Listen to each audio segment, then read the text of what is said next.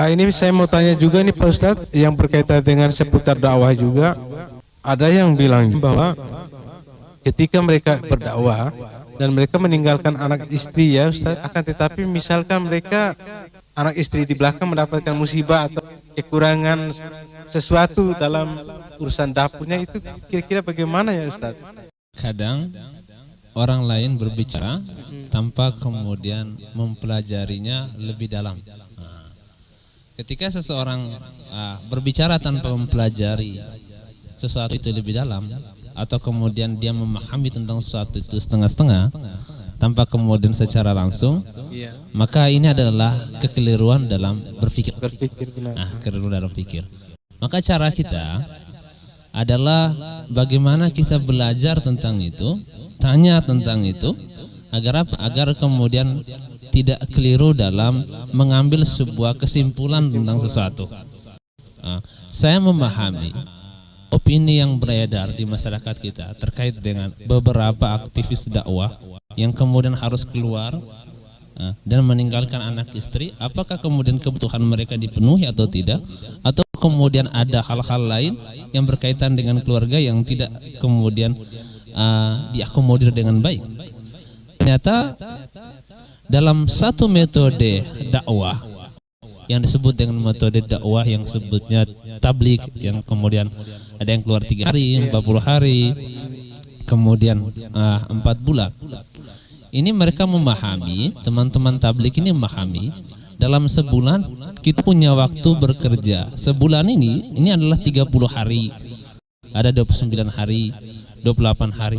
Kita punya waktu bekerja, kalau 30 hari, maka kita punya waktu bekerja ini sekitar 27 hari untuk keluarga kita. 27 hari ini saya rasa sudah sangat cukup untuk memenuhi kebutuhan keluarga.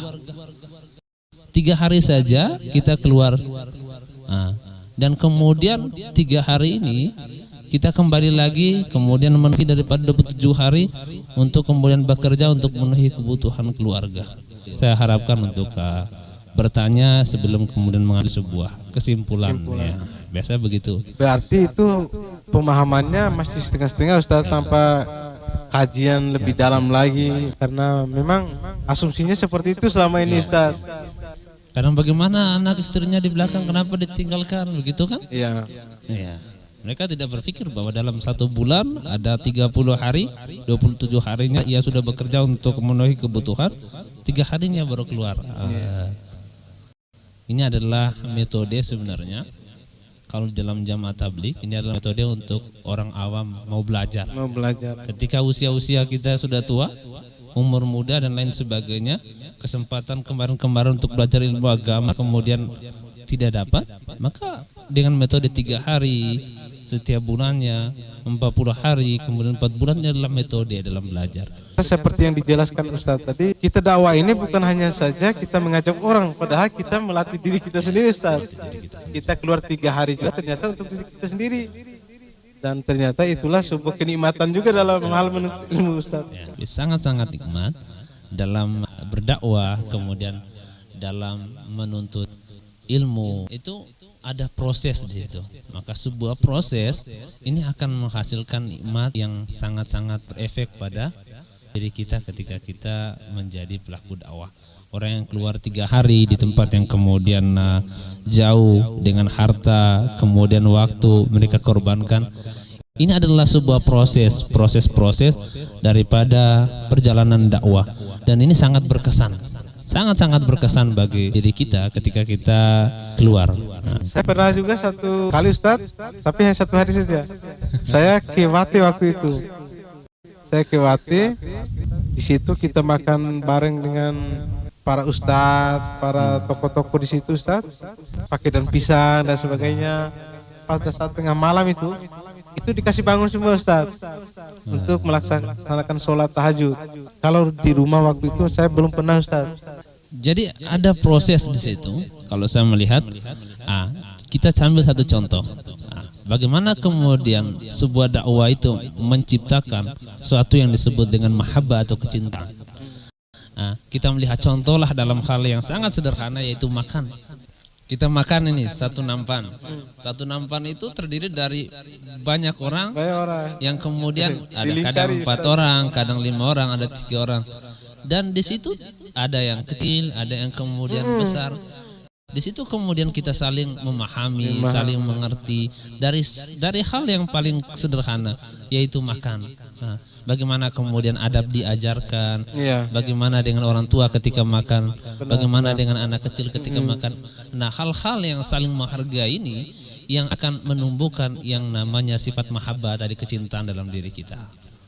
Nah, ini yang kita dapatkan dalam usaha dakwah, dalam usaha menuntut ilmu ini.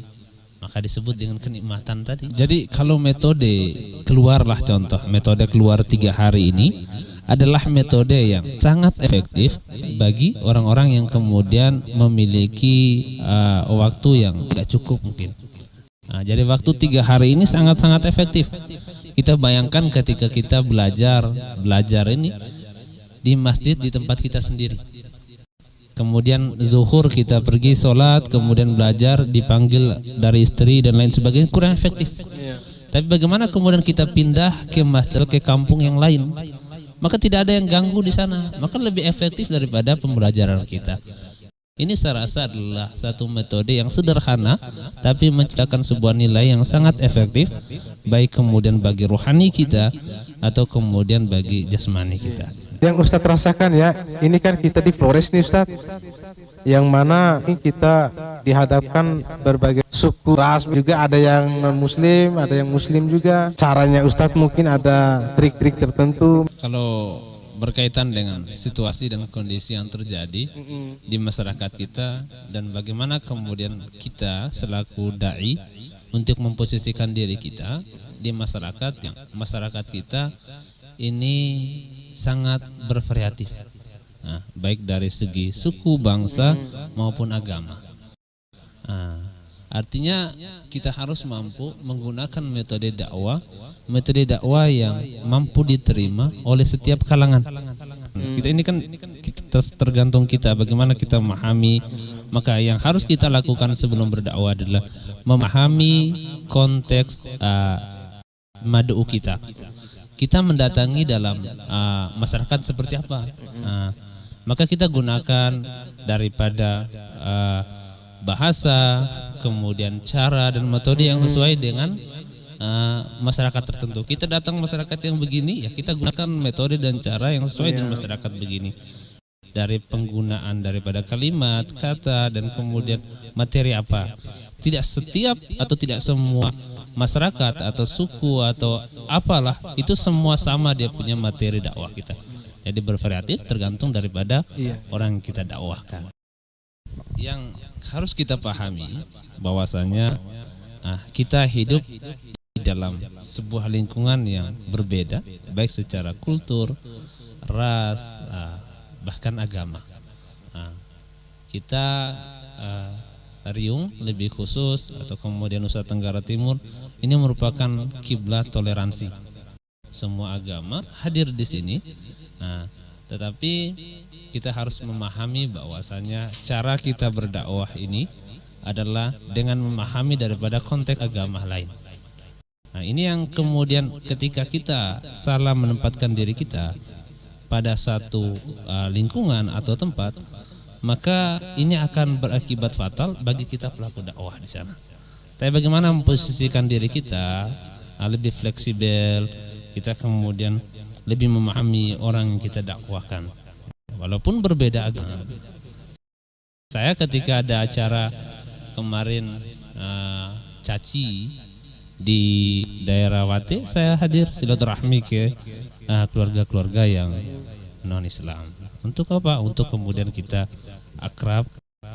Kita mungkin berbeda dalam hal keyakinan, tapi kita sama dalam hal persaudaraan, saudara sebangsa, setanah air, kemudian sesuku, sedarah juga. Kalau semacam ada hajatan dari Muslim, pasti Katolik datang bantu juga Ustaz ya. Itu pun sebaliknya ada hajatan Katolik, kita Islam juga pergi bantu juga. Itu adalah nilai-nilai budaya yang positif yang kemudian harus kita lestarikan. Ya. Islam mengajarkan kita bagaimana toleransi. Islam mengajarkan kita bagaimana sikap kita, interaksi kita dengan orang yang kemudian berbeda keyakinan dengan kita. Satu yang kemudian ditekankan dalam Islam, bahwasanya kita tidak boleh campur di dalam masalah yang disebut dengan masalah akidah atau ibadah. Tetapi kalau dalam masalah sosial masyarakat itu fine-fine saja. Namanya kita hidup dalam masyarakat yang bervariatif, bermacam-macam agama, bangsa dan lain sebagainya. Dan Islam mengajarkan kita semua itu. Sehingga kemudian kalau kita menempatkan diri kita sebagai seorang muslim yang baik, yang sesuai dengan nilai-nilai Islam, maka Islam ini akan benar-benar kemudian terangkai menjadi satu yang disebut dengan rahmatan lil alamin. Mungkin ada pesan-pesan yang ingin disampaikan Ustaz terkait dengan tema kita malam ini ya Ustaz. Menuntut ilmu. Rasulullah SAW katakan, man salaka tariqan yaltamisu fihi ilman sakhalallahu bihi tariqan ilal jannah. Siapa yang kemudian menapaki suatu jalan dalam menuntut ilmu, maka Allah Subhanahu wa taala akan memudahkan jalannya untuk menuju surga. Dan kemudian Nabi kita katakan, afdalul alim alal abid kafadulul qamar ala sairil kawakib.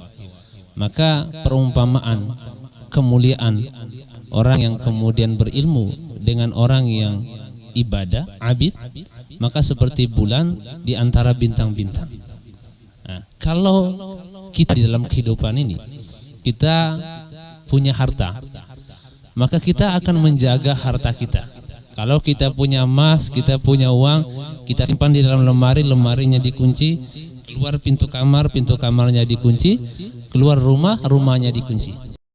Tapi kalau orang yang dia punya ilmu, maka ilmulah yang kemudian menjaga dia.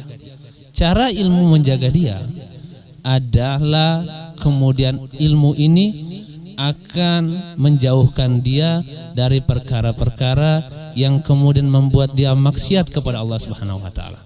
Dan ketika seseorang yang memiliki ilmu ini, dia kemudian dijauhkan atau terjauh dari sifat dan perkara-perkara yang bertentangan dengan perintah Allah Subhanahu wa taala, maka dengan sendirinya ilmu ini akan memuliakan dia. Maka dimanapun, kapanpun, dan dalam situasi apapun, orang kemudian akan mulia karena ilmu ini. Maka penting untuk kemudian kita belajar agar apa? Agar kita mendapatkan ilmu yang kemudian bermakna bagi diri kita, keluarga kita, masyarakat kita, dan untuk kehidupan kita sampai kemudian kita menghadap Allah Subhanahu wa taala. Ustaz, terima kasih banyak sudah memberikan pencerahan kepada kita semua. Semoga dapat bermanfaat untuk kita dan kita sepatutnya untuk terus menuntut ilmu ya Ustaz sampai akhir hayat bahkan Ustaz ya. Jangan pernah lelah dalam menuntut ilmu. Oke, terima kasih teman-teman sudah menonton video ini. Terima kasih. Wassalamualaikum warahmatullahi wabarakatuh.